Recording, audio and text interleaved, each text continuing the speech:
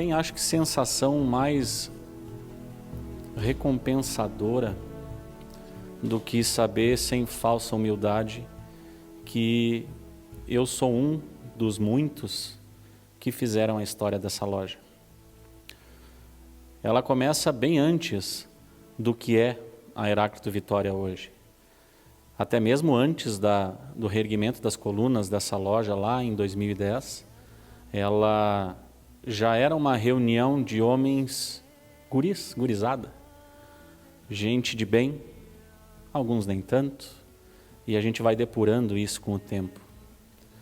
A história começa nos idos de 2007, 2008, uma reunião de pessoas que eram então denominados de selvagens, porque a loja não obedecia ainda ao Grande Oriente do Brasil. Nós tínhamos um templo, nós tínhamos uma data, nós tínhamos um dia de semana para nos reunirmos, a gente se vestia de preto, terno preto, gravata preta naquela época, e trabalhávamos, estudávamos, éramos poucos, não passava de mais de 1,5 dúzia de irmãos, entre idas e vindas, justamente pela falta do reconhecimento que a gente só foi dar valor depois de 2010, quando realmente a Heráclito reergueu as colunas dela. Trabalhar com esse pessoal nesse tempo em que éramos selvagens, apócrifos, né, só fez firmar a condição de que é muito bom ser um maçom, é muito recompensador. Ser um irmão da Heráclito Vitória, mais ainda. O legado que aqueles irmãos lá do começo, que depois de um reerguimento de colunas, de uma regularização das suas iniciações e a volta ao trabalho regular fizeram com que a loja se colocasse nos trilhos, já diria um irmão nosso que é no ferro que o trem anda, a gente sempre fez muito por merecer, muito trabalho nosso.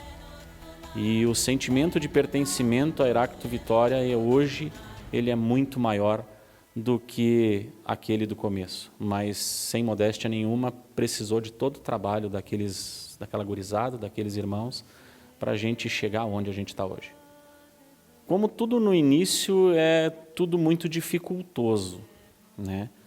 A questão litúrgica, basicamente, e uma orientação para aqueles irmãos que estavam começando na Heráclito, ela era bastante deficiente. Nós trabalhávamos com rituais de potências, das potências selvagens, então, e nos faltava orientação, basicamente uma orientação de instruções, de liturgia, de ritualística. Muito a gente fazia no feeling, muito a gente dava lidas e lidas e lidas no ritual, tentando acertar sinais, toques, palavras, mas meio no acerto e no erro. Nos faltava bastante orientação, né? E isso, a busca é contínua, é até hoje. Independente de termos mais de uma década de loja, essa busca ainda é constante, mas naquela época, no início, o que era bastante dificultoso nem era tanto dinheiro, não era tanto a frequência dos irmãos, não era o comprometimento que tinha, era a instrução, era para onde a gente tem que andar. A gente está aqui, mas para onde? Com que objetivo? A maçonaria gaúcha ela tem bastante peculiaridades. A maçonaria da Serra Gaúcha tem mais ainda. A maçonaria da Serra Gaúcha foi lapidada em lojas com bastante tradição, com pessoas com muito exponencial, militares, políticos, grandes empresários. E as lojas maçônicas são o reflexo do que ela é. Como é que eu posso te explicar? Tu chama o teu próximo. Então, nós éramos buscadores, pessoas novas, assalariados, pequenos empresários, e que estavam buscando uma condição de trabalho em meio a toda aquela característica de loja maçônica poderosa, influente. Nós não tínhamos isso. A gente até no início, muitos duvidavam, nós tínhamos certas restrições em certas lojas e que isso tudo foi superado. O trabalho da loja foi superado, fez com que isso fosse superado. mas a dificuldade de se entrosar com os irmãos da Serra Gaúcha, das visitas, dos reconhecimentos no mundo profano, de se dizer um irmão da Heráclito Vitória, 3168, do Grande Oriente do Brasil, era insípido, era nada, porque nós não éramos do meio que as lojas de grande exponencial eram. Mas com bastante trabalho isso foi dando voltas e hoje, com o auxílio do Supremo, estamos em igualdade de trabalho, bem reconhecidos, amigados, e isso é muito bom para todo mundo.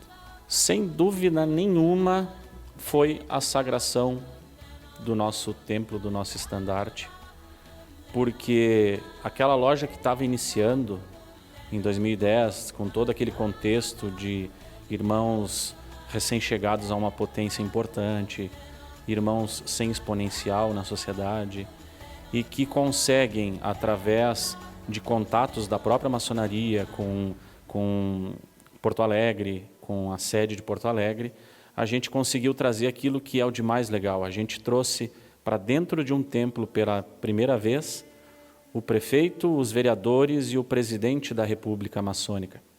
Nós trouxemos o grão-mestre estadual, o grão-mestre geral de Brasília, o secretariado quase na sua totalidade de Porto Alegre, alguns irmãos também da alta administração de Brasília, e a gente lotou esse templo com mais de 140 pessoas de grande poder maçônico, de grande exponencial da maçonaria. E como assim que aquela gurizada consegue trazer gente tão importante se nós, lojas, por vezes não conseguimos? Trabalho, reconhecimento, solicitação. Basta pedir, faça uma prancha, mande, convide, e eles virão. E eles vieram. E aquilo, para mim, foi o mais marcante, ver esse templo com todas aquelas referências da maçonaria nacional dentro desse templo, em Caxias do Sul, um frio, e eles estavam aqui. Aquilo, para mim, foi bastante marcante.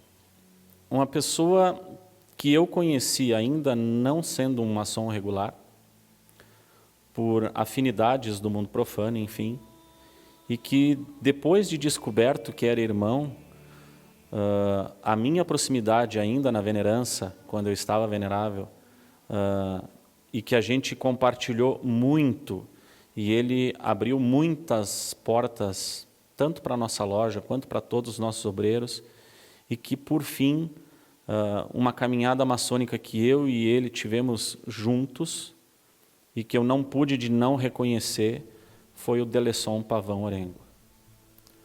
Tanto que ele se tornou membro honorário da loja, o nosso primeiro membro honorário. Ideia que a gente tomou na época, eu tomei, conversei com mais alguns irmãos, em que a gente precisava presentear, no final de uma gestão da venerança, aquele irmão que mais te estendeu a mão, que mais te ajudou, abriu portas, foi fraterno, foi amigo e, sem dúvida nenhuma, na minha venerança, nos meus anos à frente da Heráclito Vitória, foi o Delisson Pavão Orengo.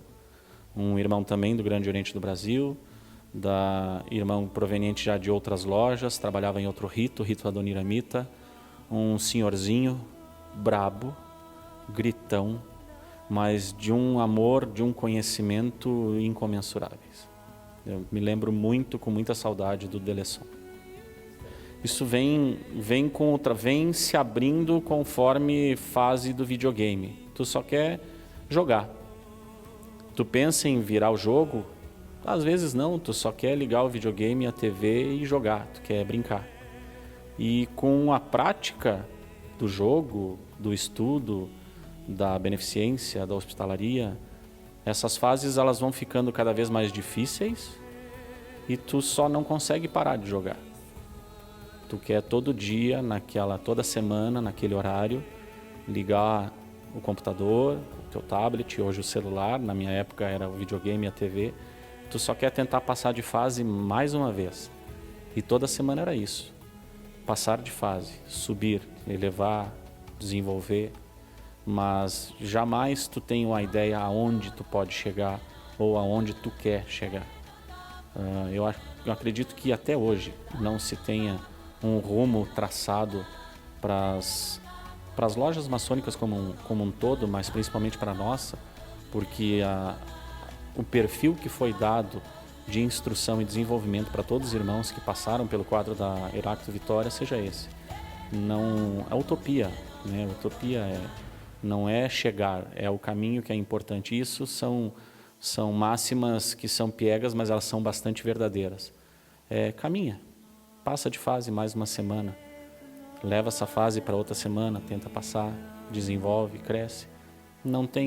Hoje eu não sei aonde podemos chegar e não quero chegar a lugar nenhum. Eu quero estar aqui toda semana jogando. Parte do meu DNA.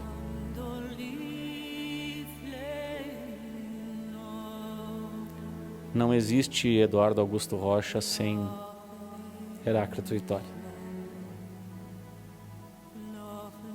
Continua, se tu foi agraciado, foi chamado, foi te dado o benefício da luz, vai sempre a caminho dela, ombreando com os teus, que não tem como ser infeliz na caminhada.